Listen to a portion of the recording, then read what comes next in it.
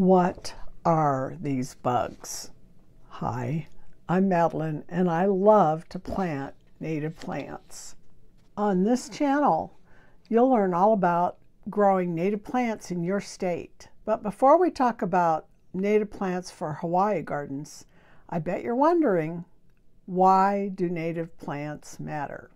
Go check out my video titled Native Plants versus Global Warming for more details about why you should plant native plants.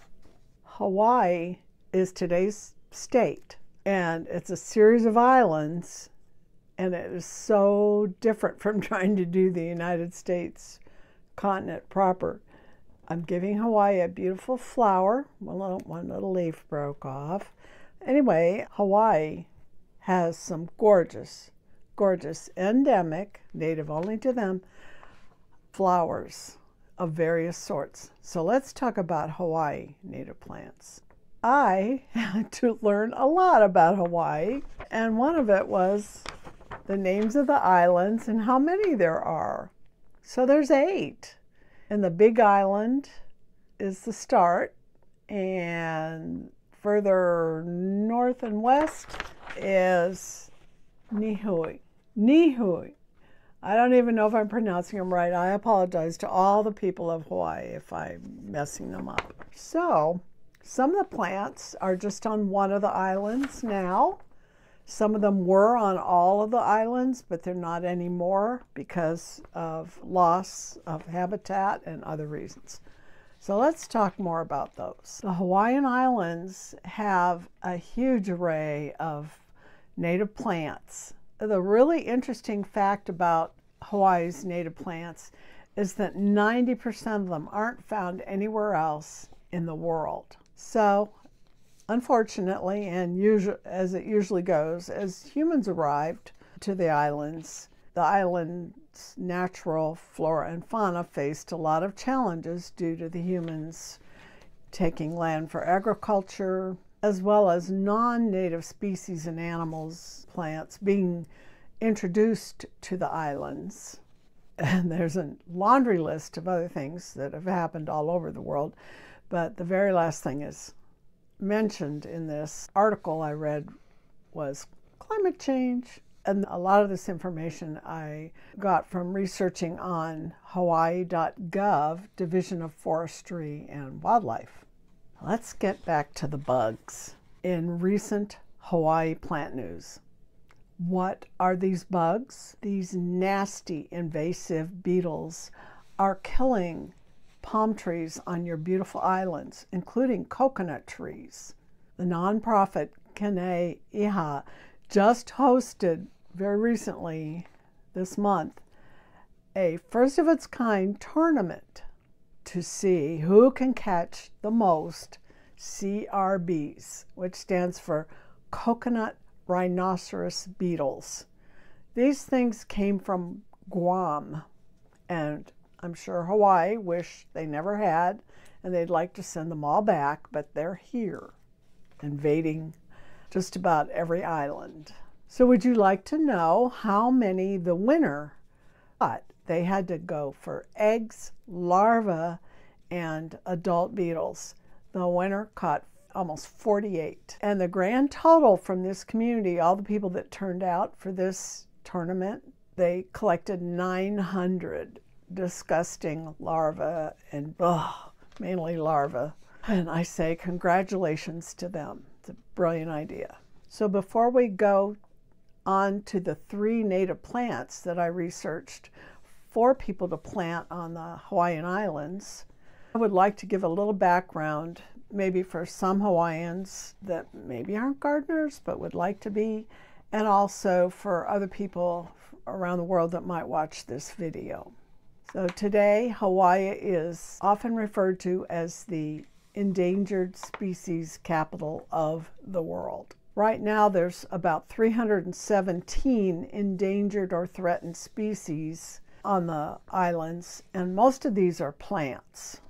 And most of the survivors, birds and plants, are only found in very remote wild areas.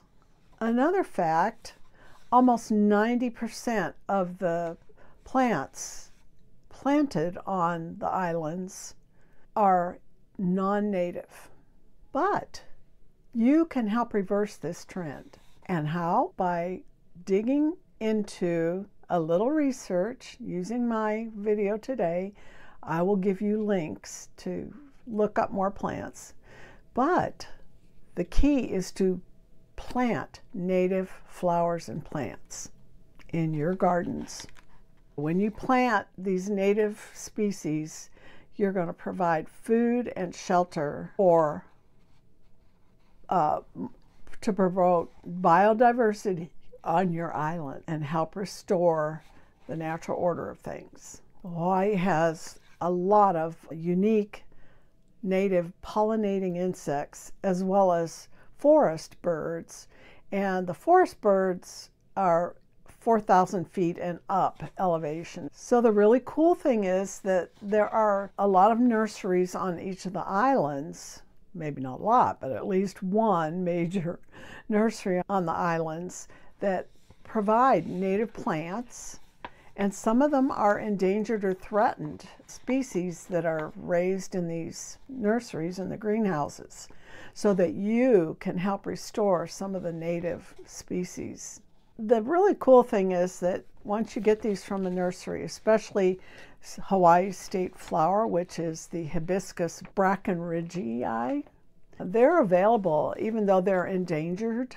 They're at some of these nurseries. So you can feel very proud of what you're doing and have some beautiful, fragrant flowers and shrubs and trees in your garden. Just a caveat here, never dig anything up in the wild. It's against the law. And now, let's talk about the 3 native plants for Hawaii that I researched and really liked. I just want to give you a warning. I don't know how to pronounce a lot of these names, and some of the botanical names are unbelievable, but I'm going to do my very best. So try not to cringe. Feel free to correct my spellings or whatever, my pronunciations. Plant number 1, it's known by a couple of common names, Hawaiian rose and Hawaiian hawthorn. So the Hawaiian name for this would be ulei, one of those. The botanical name is unreal. I'm going to have to read it. It is Osteomyles thalidifolia. This plant isn't listed as endangered. It says no status, which means it's okay, I presume. And like a lot of the species in Hawaii, plant species, there's different varieties of it that grow from a little dwarf shrub all the way up to a tree. So it just depends how much space you have and which one you buy. It goes anywhere from a dwarf shrub less than 2 feet all the way up to a large shrub to 10 feet tall. The tree form can be 15 to 30 feet tall, and it can spread out 4 to 10 feet. But ulei can also be a little ground cover almost. This wonderful plant can live at least 5 years. In the research, that was considered long-lived if it lived 5 years or more. By the name, one of the common names, Hawaiian rose, you might guess it could be used as a climber, a hedge, like a climbing rose, you know, and other forms, shorter, taller, many uses in your garden. This also does well as a container plant, which is nice when you're like me and you've run out of the proper sun that plants need, and your husband won't let you take any more lawn and rip it up. My research did say that it does best when planted in the ground, even though you can do it in containers. This is listed as a tough xeric plant, meaning it doesn't need much water once it's established, if any. So most people water it too much. What happens when it gets too much water is that it cuts back on flower production, and you don't want that. Hawaiian rose blooms in spring and winter, and it has a very slight fragrance that is rose-like with a little touch of apple thrown in. The flowers are beautiful and white, and they're in clusters. It's not one of the tea roses. Its petals are spread out on this native rose. As far as fertilizers go, for most of my native plants I've talked about in the U.S. proper, fertilizers aren't recommended, special soil isn't recommended, but this is Hawaii. So it does say that little to no fertilizer may be required, but if you need to fertilize them, I have specifics in some of the information that you'll look up. I'm going to give you links for a special source of information in the description, and I'll try to put it in the comments too. You need well-drained soil, and you really only need to water this during a period of severe drought once they're established. For pruning, you do not cut back on the old growth. The Hawaiian rose, or ule, also prefers full sun. You could do partial sun, but they just do better flowering in full sun.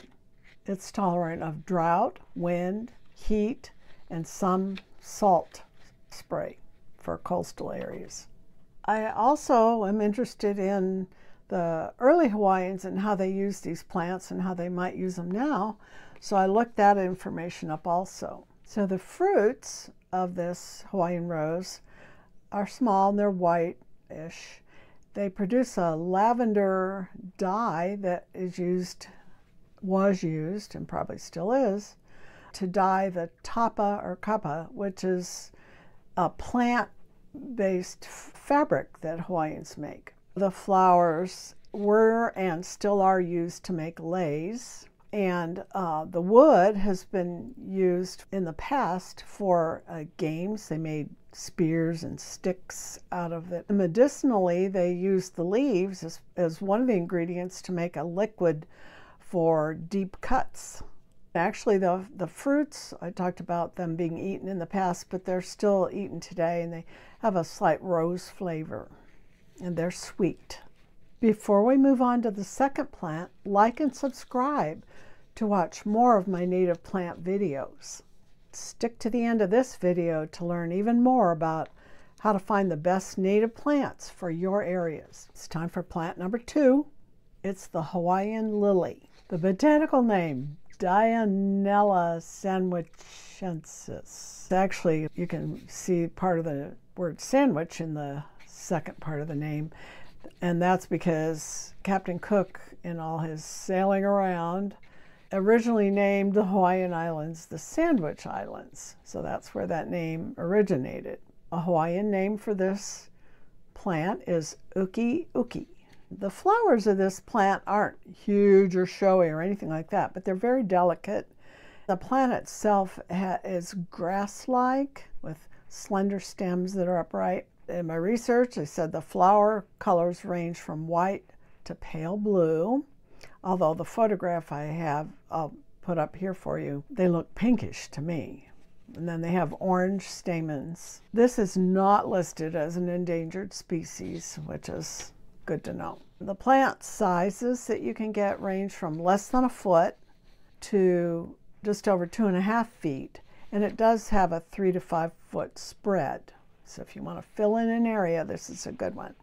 This plant's also listed as long-lived, 5 years or greater. They have fruit, and the color of that can vary depending on which variety you're planting.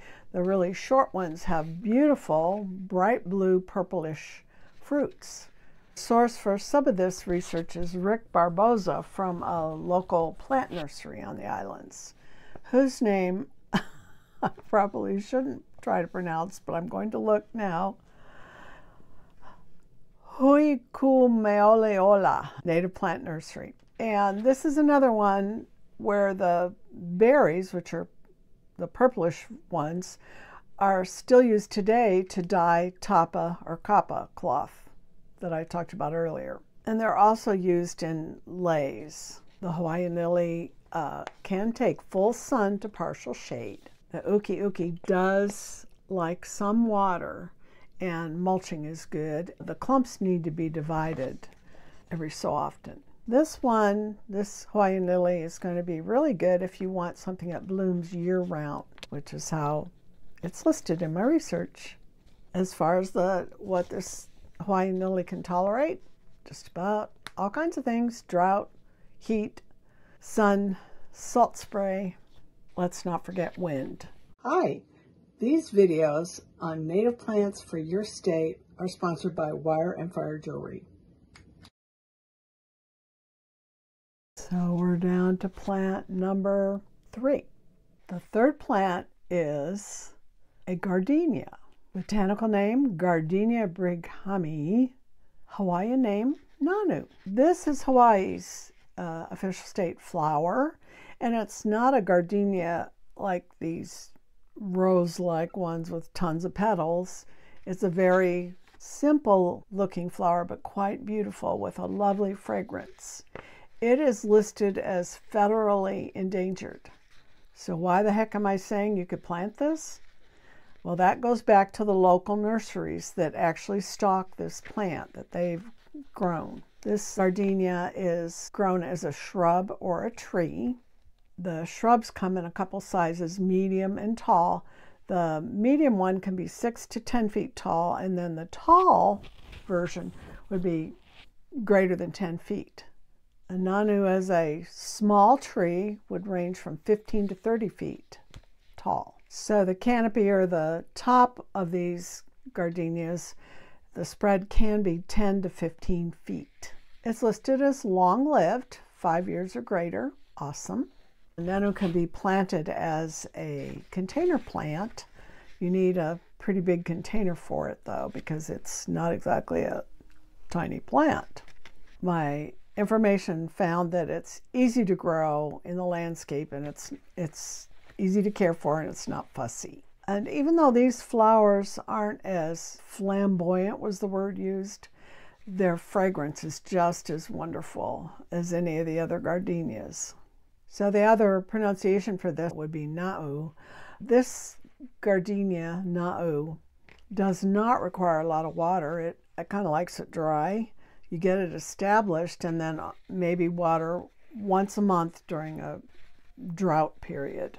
As far as the blooming goes, it varies depending on which island it is on, and also cultivated plants such as you'd plant in your garden could bloom pretty much year-round with an occasional rest period. As far as the light requirements for Na'u, full sun for the best flowering. This gardenia also tolerates drought and wind. And in my research on early Hawaiians, they used the pulp of the fruits as a dye for kapa or tapa cloth, and it's a beautiful yellow, bright yellow that doesn't fade.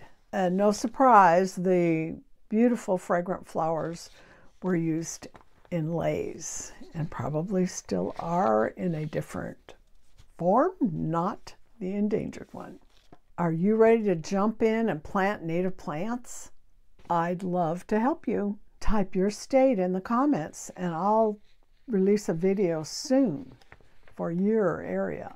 Subscribe and hit the bell to be notified as I release videos for every U.S. state on the best native plants. Plus, you can get step-by-step help today to find your best plants by downloading my free How to Find the Best Native Plants in Your Area. Thank you for watching and enjoy your native plants.